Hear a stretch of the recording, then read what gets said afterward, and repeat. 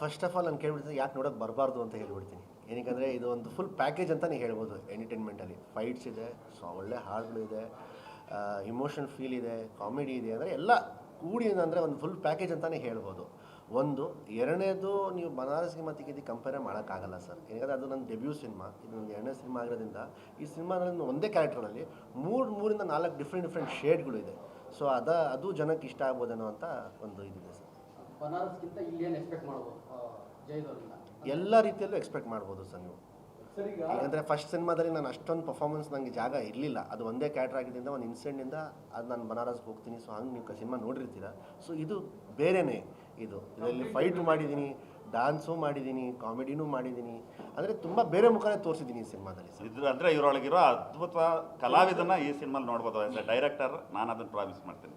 ಜಾಹಿದ್ ಇಂಥ ಒಳ್ಳೆ ಕಲಾವಿದನ ಇಷ್ಟೆಲ್ಲ ಅಭಿನಯ ಇದೆ ಅಂತ ನೀವೇ ಆಶ್ಚರ್ಯ ಆಗೋಗ್ತೀರಾ. ಅಷ್ಟು ಅದ್ಭುತವಾಗಿ ಅವರು ಅಭಿನಯಿಸಿದ್ದಾರೆ. ಡೆಡಿಕೇಶನ್, ಹಾರ್ಡ್ ವರ್ಕ್ ಅದು ನೀವು ನೋಡ್ತೀರಾ ಈ ಸಿನಿಮಾಲಿ.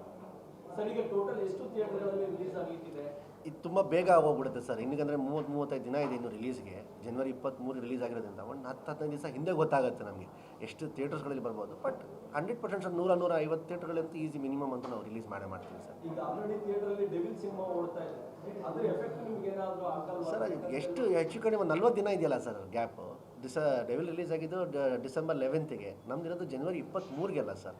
ಸೊ ನಮಗೆ ಅದೇನು ತೊಂದರೆ ಆಗಲ್ಲ ಅಂದ್ಕೊಳ್ತೀನಿ ಸರ್. ಸರ್ ಇವಾಗ ಎಲ್ಲ ರಾಜ್ಯದಲ್ಲಿ ಎಲ್ಲ ಕಡೆ ಈ ಡೆವಿಲ್ ಸಿನಿಮಾದೇ ಹವಾ ಇರುವಂಥದ್ದು. ಸೊ ಸಕ್ಸಸ್ ಆಗಿ ಓಡ್ತಾ ಇದೆ. ಸೊ ನೀವು ಡೆವಿಲ್ ಅಂದ ತಕ್ಷಣ ದರ್ಶನ್ ಅವ್ರು ನೆನಪಿಗೆ ಬರ್ತಾರೆ. ಸೊ ಅವರನ್ನ ಈ ಸಂದರ್ಭದಲ್ಲಿ ಯಾವ ತರ ಮಿಸ್ ಮಾಡ್ಕೊಳ್ತಾ ಇದ್ದೀರಿ? ಜೊತೆಗೆ ಮತ್ತೆ ವಿಜಯಲಕ್ಷ್ಮಿ ಅವ್ರನ್ನ ಏನಾದ್ರು ಭೇಟಿ ಆಗುವಂಥದ್ದು, ಸಿನಿಮಾದ ಬಗ್ಗೆ ಏನಾದ್ರು ಪ್ರಮೋಷನ್ ಮಾಡುವಂಥದ್ದು, ಅವ್ರ ಕಡೆಯಿಂದ ಏನಾದ್ರು ನ್ಯೂಸ್ ತಗೊಳ್ಳುವಂಥದ್ದು ಏನಾದ್ರು ಪ್ಲಾನ್ ಇದೆ?